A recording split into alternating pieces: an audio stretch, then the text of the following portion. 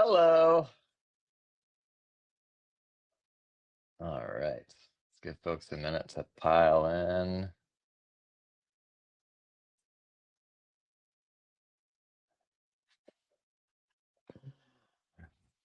Hello, Don. Milwaukee. Oh, Justine, you're too kind. Your favorite internet celebrity is doing great. Where's everybody at today? Tell me where you're coming from. I'm in Phoenix, Arizona today. It is like 76 degrees and shockingly comfortable outside. Salem, Oregon. Get out of here. Okay. Well, I'm sorry I asked because I can't read these now. That's a lot. Okay, gang, thank you for being here. Um, the title of the session is it's a AI communication sort of Q&A. We can talk about that if you want. Also, you want to pop stuff into the Q&As, like just pop whatever you got in there. It could be related to AI communications or not. Uh, that's the theme, but this is going to go by super fast, and so hopefully we can all take a couple practical things from it. I know we got a couple questions stacked up. Uh, so let's jump straight into this. Um, okay. Emily, I don't know if I need to do something to show that question or if you're able to push the question to, oh, look at that. Wow. The production. Okay. What communication workflows will become standard in firms over the next 12 to 24 months because of AI? Boy, if you think about like the biggest just pains in our hiney right now that get in the way of getting work out the door, unfortunately, I think it still is exchanging information with clients and just the old hokey pokey and how irritating that is, and then having to follow up with them over and over again. This is an example of where I think like product AI can be tremendously helpful. So I think of AI falling into sort of two buckets. You have AI assistants, your chat GPTs or whatever, these sort of like open-ended assistants that aren't particularly connected to your tools, but are still very useful for kind of specific to your workflows. And then you have product AI, like the stuff that is built into the tools that we have. When it comes to chasing down clients for documents, this is where product AI will probably be helpful. Honestly, that's also one of those situations where like products are starting to solve for that even without AI. So like we don't really need to try to shoehorn AI in where it's not going to be totally necessary. In terms of all of the communications that we struggle, issues that we struggle with, I would say that's still the biggest one, tracking down clients. So the solution is probably a combination of just good product with maybe a little bit of AI. I could tell you a big thing that I'm excited for kind of the state of the profession is more help for juniors when they're still learning and are wildly inefficient. Like if you think back to your very first summers in the accounting profession, and you are so stuck and you're the spinning your wheels, as it were, right? And there's no good version of spinning your wheels because you either waited too long and you should have asked somebody, or you asked somebody and you feel like an idiot now. And so those summer afternoons just like drag on, and you're like, I can't ask my senior another question because I just asked them a question. I feel like an idiot right now. Imagine if we had like really good AI assistants when we were first starting out, assistants that were like backed by our company's training documentation, assuming that exists, right? It's actually more valuable than ever before now to have really good training documentation because of AI, I would say. But imagine if that was you when you were a junior and you had really good access to advisory calls that everybody else in the firm has done, and like training documentation, all that. I think our juniors become efficient wildly faster than they did when we were coming of age, um, which obviously that's a big unlock for all of us if we can upskill those folks faster.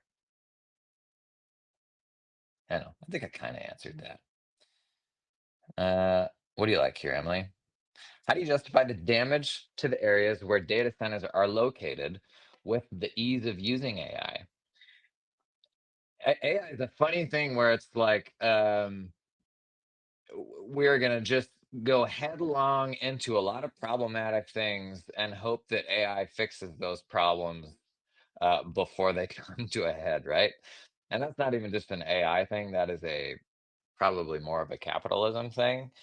Uh, but it's for sure a sticky thing that's honestly probably way beyond my capabilities of uh, speaking to as an accounting thought leader. But for sure, there are problematic aspects of AI that the folks who are selling you the AI will say, "Don't worry, the AI will fix it. We just have to have enough compute and pour enough energy and investment and all that into it, and then it'll fix those problems." And there's a version of that that's probably true. Like we're already seeing really cool medical stuff around AI. But that's kind of the inherent nature of AI, right? The notion of like training on stuff that other people owns, like and the problems that it creates, but also the tremendous opportunity. Like it is very much a double-edged sword. There's a certain inevitability to it, where like, I mean, I don't know how you reel this back in. It would be the ultimate um, putting the toothpaste back in the tubening. So we kind of have to. I think we have to have these conversations for sure, um, but also can't totally turn our attention off of it when it comes to like how can this stuff support our business. Good question though. How do we do training documentation in AI? All I use is ChatGPT right now. Awesome question. Love this. So AI by itself, you just rock up to an AI model and it's frankly amazingly powerful. Like it can do all these cool things. It just kind of knows stuff. But the even better AI is the one that goes out and like fetches from authoritative sources, right? And it'll like show you the sources in a format that you can see and it kind of proves what it did for you, not unlike tasking an intern with doing something. Um, I mean, I never trusted anything that an intern came back to me with. And in the same way, I don't trust anything an AI comes back to me with. And so, what we would tell the intern to do is like, here's how to go off and do this research and give it to me in a provable format. Because what I really want is the fastest path to trusting the answer that you gave me. And this is where like work papers and all of these things sort of originated. And we need to ask the same thing of AI. It's not enough to give me an answer. You need to give me an answer that is provable. And so when it comes to what those sources of context can be, like the authoritative sources, when it comes to tax stuff, that's all pretty clear, right? You know what the authoritative sources there are. But when it comes to internal firm stuff, our expectations of team members, our processes, how we work with clients, how we use our tools, that is context that oftentimes will be proprietary to us. So AI obviously can't use your training materials if your training materials don't exist. So how far we can get with AI and how useful it will ultimately be is very much dependent upon the context that it has access to. And it's really important right now to be thinking about what context can we give our AI to make it better.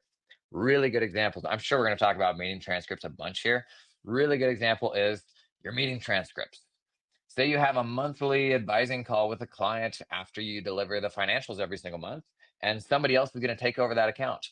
Man, wouldn't it be nice if they had recordings of those and they could be like, hey, did we ever talk about this? Did we ever talk about that? Explain how the flow of the meeting usually goes. Those meeting transcripts are an example of context. So context can be like, how do I use this tool specifically? Or what's the expectations and how we communicate with clients can be pretty much anything that you could imagine building into training materials.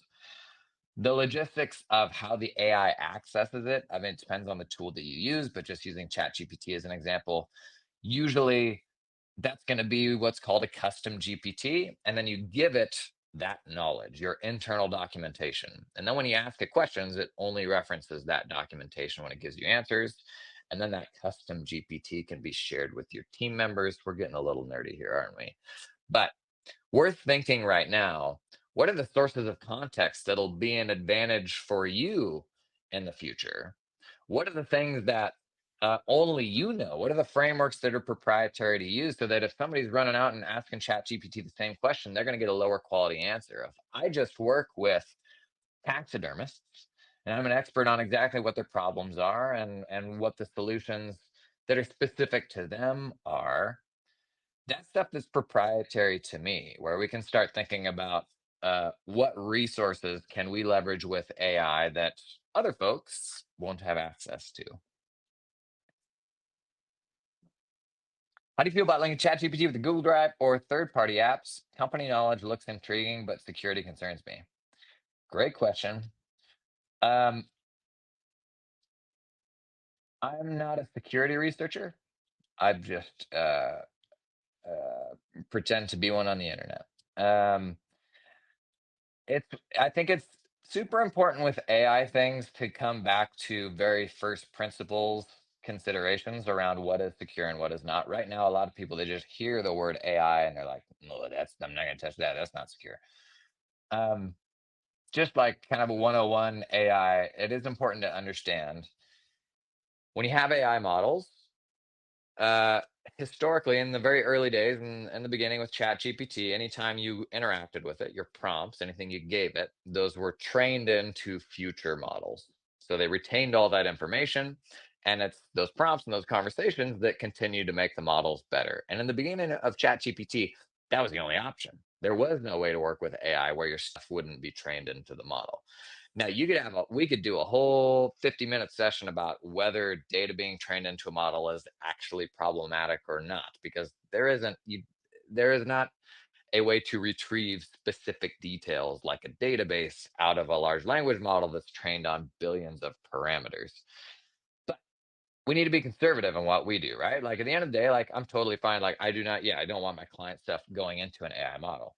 These days, we have very secure ways to use AI where our prompts are not trained into the model. So ChatGPT for Business, for example, it's very clear from the beginning, nothing you ever get it is trained into the model unless you opt into it. Like there actually is a way to do that deep in the settings, but nobody's going to go in and dig that out. So then how do we feel about it being able to go out and pull stuff from a third party system? Well, there's many versions of that. There's a read-only version of that where I can just go out and see information and better inform the response. Something like that. Like I don't think I have a problem with that for the same reason that I don't have a problem with the information that I'm putting in ChatGPT. Like if I trust, say, the security of financial sense and I'm, storing tax returns in there. Why? Like, why do I trust that system? Like, hopefully, we have some third party help that helps us validate these things and all that. I would say right now, ChatGPT for business security wise, it's the bar is as high or higher than the standard in the accounting space for security. So for me right now, I don't have a problem doing sensitive things in a ChatGPT for business plan. If I'm connecting it to a third party system, I think I'm okay with read access. Write access is a little more tricky, right? Like if it has permission to actually modify something, because what if there's a misunderstanding in the prompt and it edits something in a way that maybe I don't intend? Um, as far as I'm aware right now, all of this stuff with ChatGPT is with the company knowledge. To my knowledge, right now, it all is just read only. So I can see that stuff. I can pull that context in the conversations, but I don't believe right now it's capable of modifying that stuff. But you want to talk about like how we are headed into a super weird decade right now? We're still very, very early on AI agents, right? And ChatGPT's agent mode is probably the best example of a very accessible one where we literally go create a ChatGPT for business account, you toggle on agent mode, and you can send it to any website to do a task for you. Kind of wild. And it's cool and it works sometimes and it doesn't in other times, and it's going to keep getting better. But how do you feel about something going out on its own, unsupervised, and like acting on behalf of you, like doing your bidding. Like that's pretty spooky, right? It's kind of weird. That's like a new thing that we're all having to get our heads around. What does that look like? And that will be the entire next decade, honestly. Like the agents are so good and so close to being able to go out and handle all of these things for us. And we kind of become like these puppet masters where we're like, yeah, we've created all these sort of agentic workflows and they go off and do these things for us. And you just kind of trust that they will work. And that's a weird thing to get your head around. I would say it's not entirely different to employing other human beings to do your bidding. You hire folks to do stuff for you, and boy, do they make mistakes.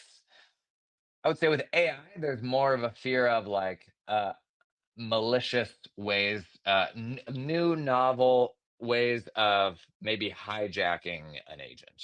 And so there's things like You can like there's ways to hide things in an image that will give a specific instruction to an AI that you can't see, and maybe that makes it go and do something that you don't want it to do. That's really only an issue on websites that are not like QuickBooks. Like it's mainly an issue on like malicious websites. Our team members subject to the same thing. I mean, what percentage of security breaches happen from a team member getting tricked by phishing? Getting an email and ending up somewhere they shouldn't be, or putting credentials into something that looks like something that it isn't. We kind of got the same risks with AI right now, and it's still so new. People are like kind of unclear on like, does that make it okay to use it right now or not? So where I'm at right now with agents is I think we need to be testing them. I'm not testing them in an unsupervised way. I'm supervising them if I am testing them at all. There are some cool use cases where it's like you just give it a spreadsheet and it actually so you give it an existing spreadsheet of your own and have it complete a specific workflow, and it can actually do that stuff end to end right now.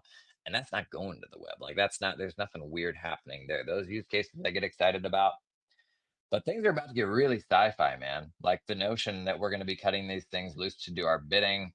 And, even back to this question, like the day that ChatGPT is able to modify things in my Google Drive or,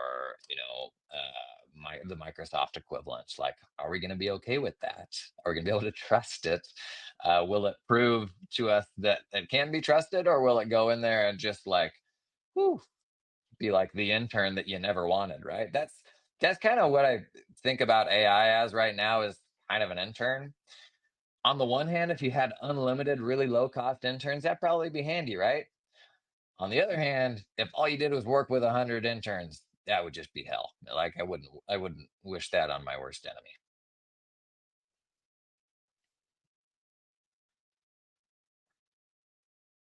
Have you seen examples where AI actually improves client relationships, not just internal efficiency? Great question.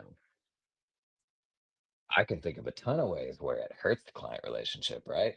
And to be clear, I'm a big time AI nerd. Like I love, like, let's find the best ways to use it for sure. But as someone who creates content that people watch and who gets a bunch of emails and DMs and all that stuff every day, as soon as people get a whiff that the response they're getting is written by an AI, they're not going to get in touch anymore.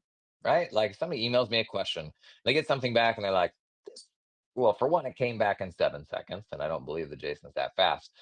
But for two, it looks like AI, like I realize I'm now talking to a bot, like that's kind of ruins it, right? And so professional services, man, like you can devalue what you do real fast. So the upside here, like the most useful aspects of it, are indirect. They're not usually going to be AI writing a response or auto sending a response, although there will be a version of that that happens someday that will actually be pretty cool. In fact, if you follow this through all the way, the notion of like, well, what if I had an AI that could just like respond to my clients' emails for me? And maybe it could even be pretty good because it could see into all my stuff in financial sense, and it can see the answers, so it can give good answers. And if it's confident, I can just tell it, hey, just auto respond. We keep following that through. Well, what about when the client's AI agent is like, okay, I'm pretty sure I can handle this, and that one responds right away, and then our AI agents just spend all day talking to each other. What does that mean? That's pretty weird, right? What are they talking about? Are they talking about me? That's like just a really strange timeline. I can tell you right now, if I have to ask Steve for his W-2 and it takes him 9 days to get back to me, that doesn't feel like the future. That doesn't feel optimized. Like if there's a world where I could ask somebody for a thing, and the privacy and all, there's a million considerations with this. But if there's a world where I could ask somebody for something and their AI agent just like bounces that back like that, I mean, we can all get behind that, right? Like that's pretty cool. That feels further away. So like the direct AI interaction, all that stuff right now feels a little further away and feels risky. Like if the client gets that vibe, that's just not that, nobody wants that right now. The more today ready version of this is other useful ways that we can use AI to support our own human communication. And so we talked about meeting transcripts. Imagine if you had the last 10 years of meetings recorded. You had transcripts for all those things. You had perfect recall. You could say, man, 2 years ago, did they say this or did they say that? Or when we met 3 months ago, did they say this or did they say that? Or another member of your team has a meeting with a client that you weren't even at, and you can search across all those transcripts. That helps just not making me look like a dummy, right? Like I'll look like I have superhuman recall because I never have to ask clients those questions a second time.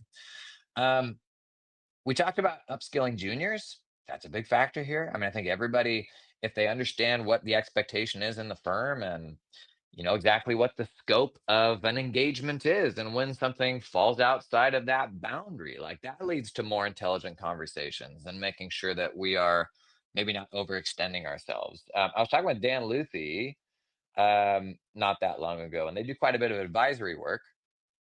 And one really cool thing, or a question that I asked him was like, what conversations in your firm fall into the bucket of a CFO conversation versus a controller conversation versus a bookkeeper conversation?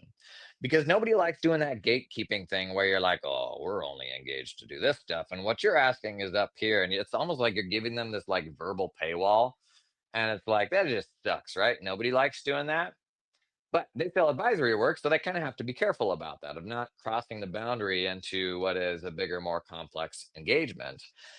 And you know what's really, really good at this is AI. So if we can define what a CFO conversation looks like, what a controller conversation looks like, what a bookkeeping conversation looks like, and then we have the transcripts, we can pull those transcripts in and be like, hey, did we like get outside of the lines anywhere here? Like, did this grow outside of something? What I'm really excited for is more automated workflows around those transcripts so that your manager gets pinged to say, like, hey, this conversation, like, is maybe a little bit on the edge, might actually be a sales opportunity to talk about doing CFO stuff, right? So I think when we think about AI communications, we think about it in the direct context, the going right back and forth with clients. That feels a ways away. It's more the indirect ways that it can support us that I think are best right now. What are the areas you see? Thank you for the question, by the way. What are the areas you see that we need? Oh, Mount Juliet, Tennessee. Big Nate Bargatze fan here. What are the areas you see that we need to have adopted AI yesterday in order to stay relevant and competitive in today's landscape? Um,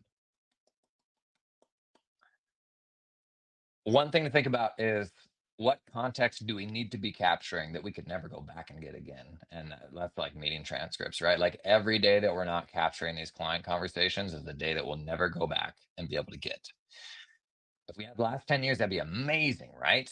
Man, think about think about if you've taken like 5 years of monthly advisory calls with clients and you're like, man, I got to scale this stuff. I got to get out of these calls. But how do I teach my team how I advise when it's something that you kind of just shoot from the hip on, right?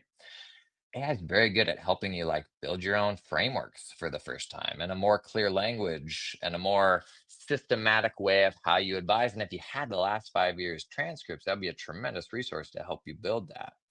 So definitely be thinking right now, what is the context that's slipping through the cracks that I could never go back and get if we don't start capturing it now?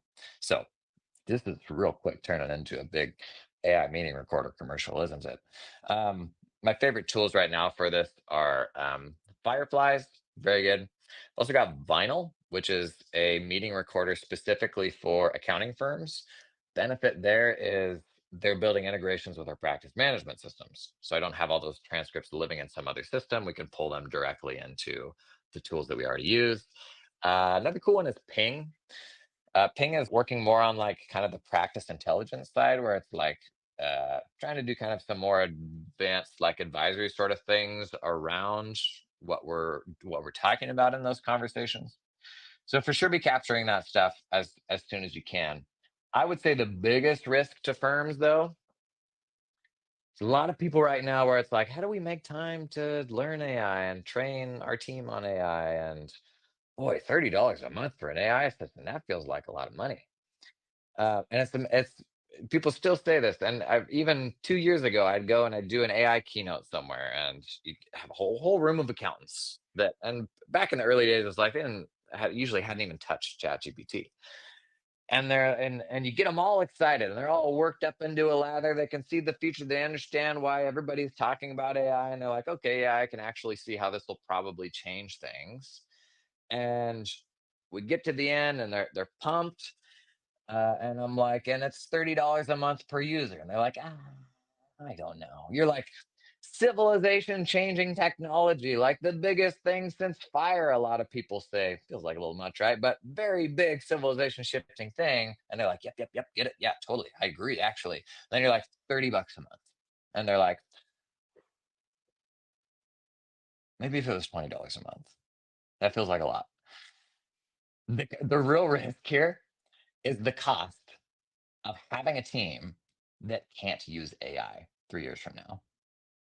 Think about this. Like the number of roles right now that say like AI expertise is required or an important part of the job to find a job. If you employ people right now, those people probably aren't going to go out on their own and learn AI unless you encourage them to and you give them the tools to and all of that. So consider if AI continues on the path that it's on right now, where 3 years from now is tremendously powerful and has a huge impact on our overall efficiency. You don't want to end up in a spot where your entire team can't use AI. That's expensive. And I would say, just from like a almost a moral standpoint, I don't want to be the one that puts those people on that spot, right? Like this is such an important thing to people's long-term relevance in their career. Like it feels like, you know, being able to type 40 words per minute, Microsoft Office proficiency. Like it just feels like this sort of foundational aspect of being an efficient knowledge worker now. And the last thing I want to do is to be the one to stand in the way of my team developing that skill.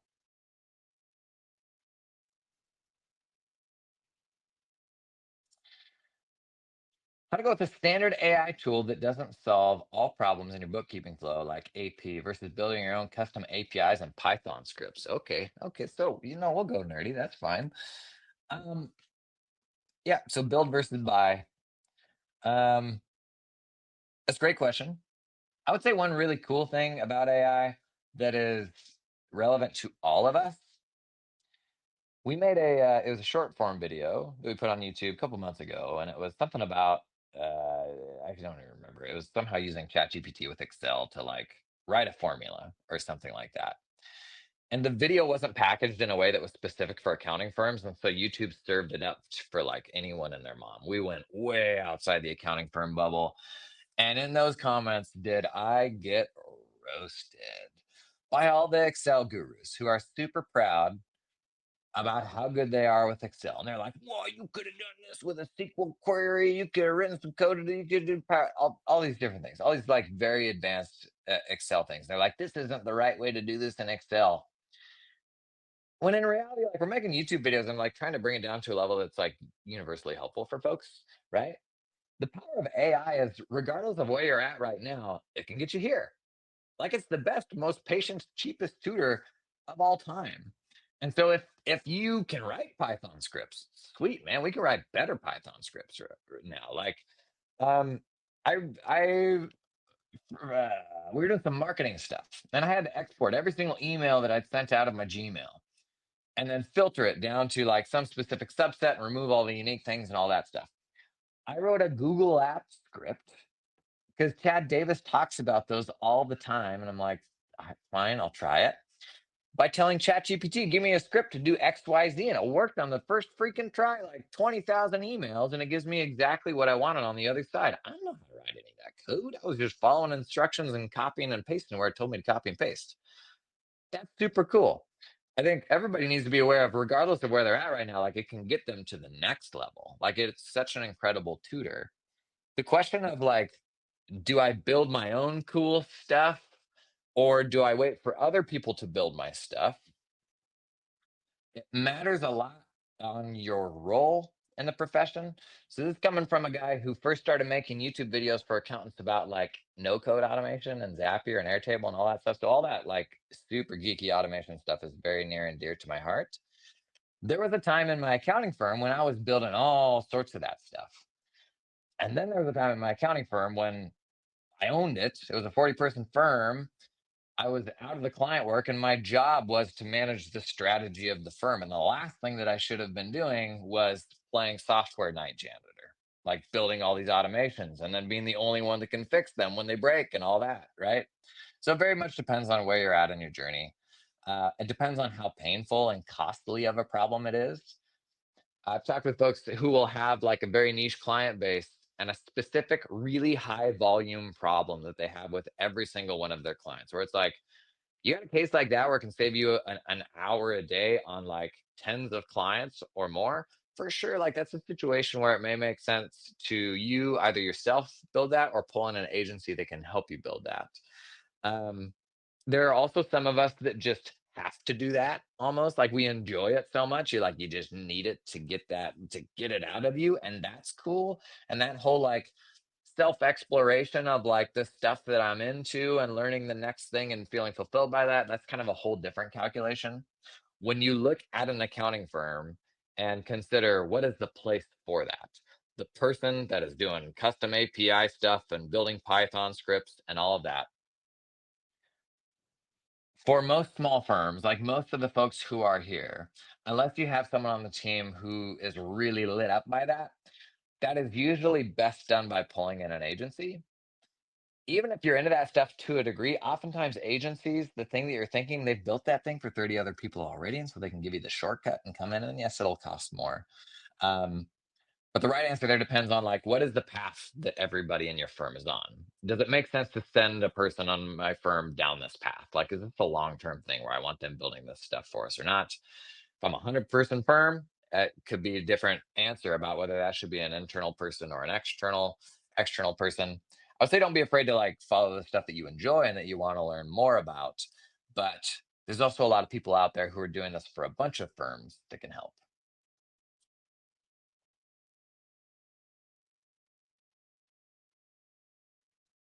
What's the best AI for us to use as accountants, and what is the best version security to use while not paying too much? I want to work this into my firm, but need it to be cost effective. It's hard to like bucket what AI is because there's so many products that have AI in them, right? Um, by the way, thank you for the question. Keep the questions coming. Also on the right hand side, upvote the questions that you like the most, and then we'll pull in the ones that are most relevant to the most people. Um, AI is built into a bunch of different things now. So it's like a meeting recorder. We've actually had meeting recorders back to well before generative AI. So it's kind of hard to say what is an AI app and what isn't. Um, I think most people, what they mean here is like an AI assistant, like a ChatGPT. I've been saying this for years. ChatGPT is the only AI assistant that has always been either the best or very nearly the best, clear back to ChatGPT first launching in 2022. Um, The only version you should be touching in the context of work, though, is ChatGPT for Business, which is $30 a month. I still always come back to that. Even if you find, and so let's talk about, Blue Jay, for example. They do tax research, and it's really good. It is. My take right now on AI tax research apps is I actually think you can get that a ChatGPT power user can get just as far with ChatGPT, but the reality is, everybody on your team is not a power user. And so, like point solutions, AI apps that do one specific job, they lower the bar of expertise that's required to be able to effectively use AI to do that job. The rub is they're more expensive. And so when you go out and like you kind of got to do the math of does it make sense to put my team on this research platform? I would tell you in most cases, most of us are paying for research platform licenses that were made in like the 18th century. And the research platform that most of your team is using is actually called Google. Or even worse, the free version of ChatGPT. So if you get sticker shock at an AI research tool, like cut the AI research tool that you get, cut the legacy research tool that you got and pull in the AI one. If that's just a budget swap, that's an easier argument. But Desert Island, I can only pick one AI app. It's got to be ChatGPT for Business. It's so good. And I would say there's a lot of people right now that are like, well, it's risky to use ChatGPT for Business. We just don't know yet. We just don't know how any of this stuff works. You want to know what's super risky? Is not giving your team anything to use and then incentivizing them on getting work out the door. That puts somebody in a tough spot. Like, yes, I want my team to be honest and all that, but you want to talk about risk, especially this whole generation of kids that are coming out of school that are freaking wizards with ChatGPT, man. Just imagine if ChatGPT had come out when you were in school, right? I mean, we would have been a lot better with that thing than we are right now. So all the cheaters that are entering the workforce now, which by the way are exactly the people that we want because they can most effectively deploy tech to get stuff done. Many of those people struggle with like basic writing tasks, like knowing how to operate without ChatGPT, and that's a kind of a whole different set of problems. But you turn your back and you cut that person loose to get a job done. I mean, I would almost be shocked if they're not using the free version of ChatGPT, which isn't a huge deal if they're not putting client information into it. Um, but I almost see it as more risky right now not to put a secure AI in your team's hands, just because of, for some people right now, there's such tremendous time savings that that's a really hard thing to not use. And so if somebody believes that they can cut their 8-hour workday down to 6 hours if they use an AI tool and you won't give them access to it, and they got other stuff going on in their lives and a whole lot of reasons why they want to be done working in 6 hours instead of 8, like that puts somebody in a tough spot. Like at the end of the day, that's still a problem. They shouldn't be doing that. Um, but that's a great rationale to me to make sure that everybody has, at a minimum, like the business version of ChatGPT in their hands. Megan Mason, can you give us a summary of how ChatGPT agent mode can be used for typical accounting or bookkeeping firm tasks? I'm not the creative type and want to know how people are using this smartly. Megan, I love that question so much. If you'll give me just a beat here. Um, where did my air meat go? In the chat, I'm going to put a link for you. Like and subscribe. Um, so we got a bunch of videos on this that will go through and like actually show you the best ways to use ChatGPT and all of that. And obviously, there's only so much of that that I can do um, talking into a camera. But some cool examples of agent mode specifically. The agent mode stuff that I'm most interested right now in is offline. It's not the stuff that's doing stuff online because I still got issues with trusting agent mode to go browse the web and complete a form or do whatever that looks like on the web without me supervising it. Because at the end of the day, I'm still accountable for what it ends up doing. And if I'm not babysitting it, like I'm just not there yet. And there'll be a day when saying that makes you a Luddite. I don't know if that's a year from now or 20 years from now, but at least right now, like I'm just not there yet. What it is amazing for is spreadsheet stuff.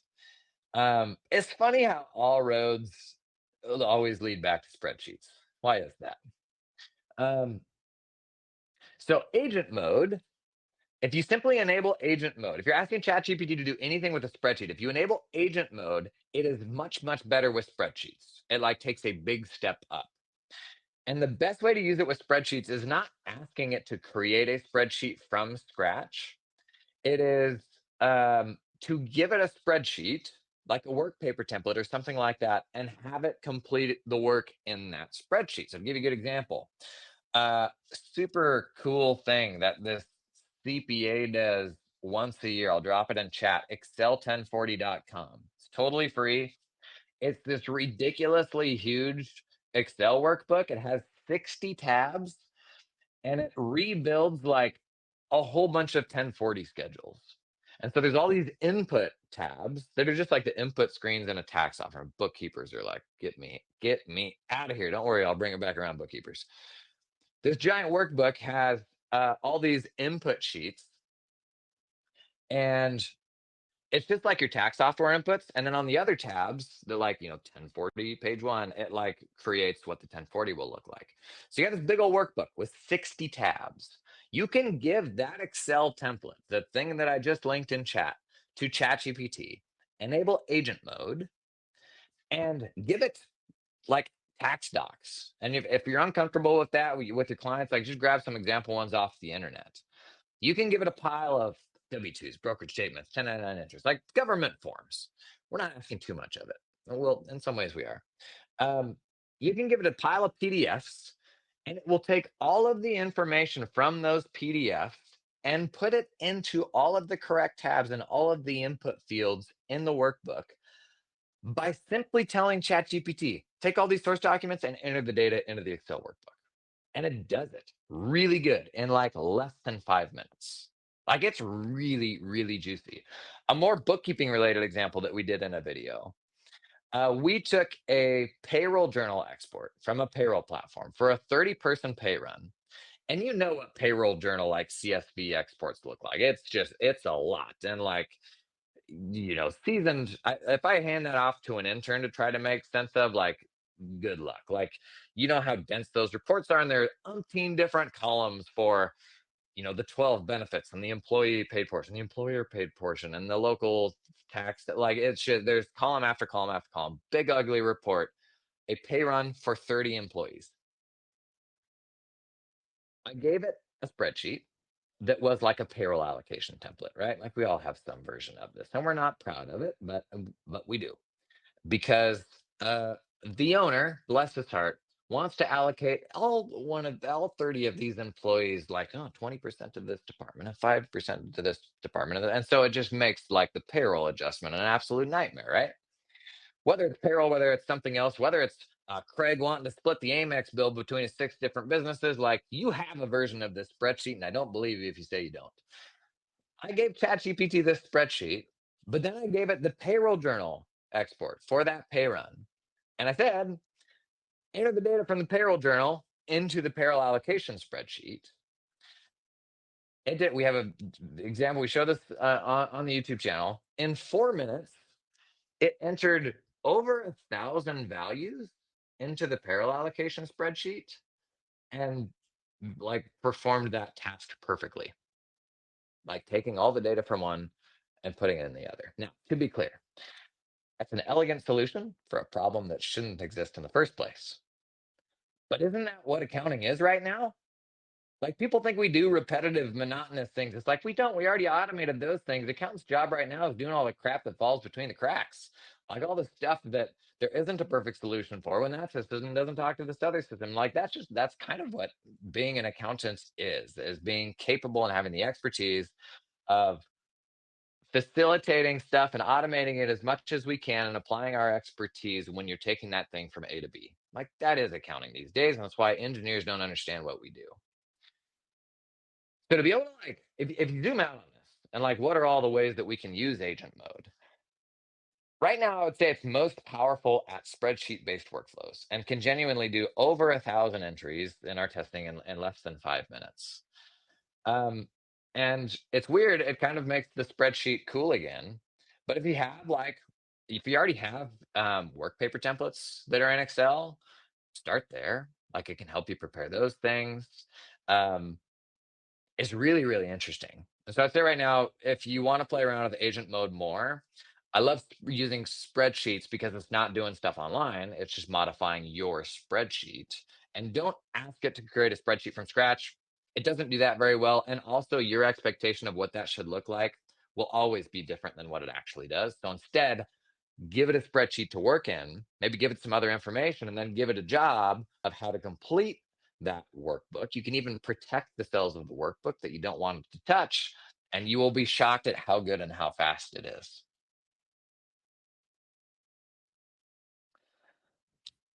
We got like either 5 or 10 minutes left. Be sure to upvote the stuff that you think is the juiciest. Okay, nobody upvoted this one. How did this make the cut? Yuri. All right, we got 5 minutes left. What is next in Jason Staats' journey? You're absolutely crushing social media in many ways, and I love what you're doing with taking yourself on the road. Where do you foresee your journey going? That is a great question, Yuri. And if you could tell me, I'd appreciate it. Um, I don't know, man. I mean, I believe it was uh, um, Vin Diesel in Fast and the Furious who said, I live my life a quarter mile at a time. Uh, I honestly don't know. I can tell you right now, I'm in Phoenix. We're on the third stop of a 14 city tour. Um, hosting our own live events, and it's amazing. We had like 65 folks out last night just talking about running accounting firms and the sort of things that you can only vibe on with other accountants in person. Like it's super fun. So I've been going hard on live events lately. We will definitely be doing more of that stuff. Um, you can only stare down the barrel of a camera for so many hours before you start going, "What am I doing with my life?" And I need to talk to another human being. I have three very little human beings right now, a 4, 6, and an 8-year-old. So they take up a lot of my time. But I do think with the online audience that we have now, I think the coolest thing that we can do is create amazing in-person experiences for accountants. Like I love the online stuff. Obviously, my whole business is the online content and virtual conferences like this, and that's all really, really cool. But if we're like uniquely suited to do one thing, I think it is like pull people out to a live thing, have a really cool experience, and um, just make those connections with other firms. Like that was the most powerful thing that I ever experienced in my firm running journey. We burn so much freaking money on coaches and training and all these, advisory things and all that. And then when I sat down with a bunch of other people that intimately understood what I did, because they do it too, and you can throw those questions at them and all that. There was nothing better than that. My wife, incredibly supportive. I get home at the end of the day, and she'd be like, "Man, you're the best at this stuff. You're doing great. You're so good at this stuff." And I'm like, "I appreciate it, but I don't. I mean, I don't. You don't know. You don't know anything about running accounting firms, but I appreciate that." Um, and so like that support, it is all very important. But like getting in a room with a bunch of other people that do what you stuff that do the stuff you do, there's something that just like recharges your soul about that because they can relate to what you do. And so if I can create that experience for folks, like that is the thing that I think most lights me up right now.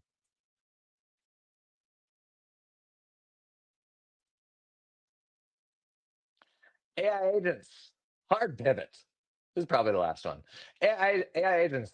Is there a lot out there right now in terms of answering service slash website agents, et cetera, that can help with admin based duties? Um, That's a great question. So there are kind of some AI native workflow builders. So like Zapier actually does this pretty well right now. If you've never played with Zapier, I'll drop the URL in the chat. Um, so you have like workflow builders that can kind of make custom things like Zapier. One struggle with what you're describing and admin duties and website agents and customer service and all of that is that bridges like so many different apps and everybody does that so many different ways that it's very hard to build a platform that will do it in a universally relevant way. So this is where I think this is actually the golden age of agencies, of being able to pull in an AI agency to support your firm. If you have high volume, annoying workflows that you would love to have be more automated, there's now a growing number of groups and really talented people that you can pull in to either train your team how to do that or to build it for you. And man, there's a part of me that's like, I wish I was like 15 again. And if you're a tech nerd, you feel this way. I wish I was like, no, I wish I was like 12 again, and I just had all the time in the world to just geek out on this stuff and make all these cool things. And but you grow up and you end up with grown up responsibilities, and the kids are like, "No, spend time with me," and you're like, "Ugh." Like there is a really cool opportunity for talented people right now to come out and support accounting firms that all need help with this stuff, right? Because we're all busy and we're struggling to even make the time to learn this stuff. Um, so in most cases, the solution for what you're describing, it's probably going out and hiring somebody talented on a contract basis to come in and help your firm build what you need. Good question. Gang, thank you so much for being here. I already plugged my YouTube channel in chat. If you enjoyed this, if we haven't met before, honestly, go search my name on the internet. There's way too much stuff, and find your own journey into that stuff. Thank you for being here. Great job to the WorkflowCon stuff. I've heard so many good things. Y'all are crushing it, and I hope this was valuable for you. And I will see you in the wild soon. Take care.